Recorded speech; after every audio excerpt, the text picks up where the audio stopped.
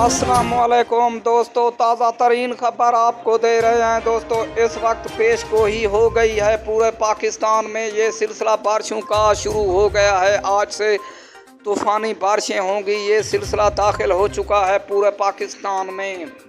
वो मैं इलाके बताता जाऊं तफसीलात। लाहौर, मुल्तान, गुजरात, अटक, खानोवाल, बहावलपुर, अलीपुर में ये सिलसिला शुरू हो गया है। बारिशों की पेशगोई कर दी है मौसम में।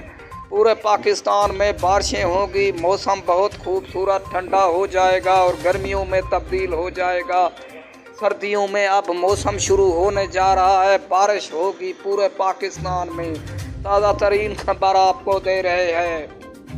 आप दोस्तों से गुजारिश है, आप मेरे चैनल को सब्सक्राइब कर लो। इस वक्त पूरे पाकिस्तान में बारिशों का सिलसिला दाखिल हो चुका है। अब ये बारिश शुरू हो जाएगी आज से पूरे पाकिस्तान में। मौसम सर्दियों में तब्दील हो जाएगा। पूरे पाकिस्तान में गर्मी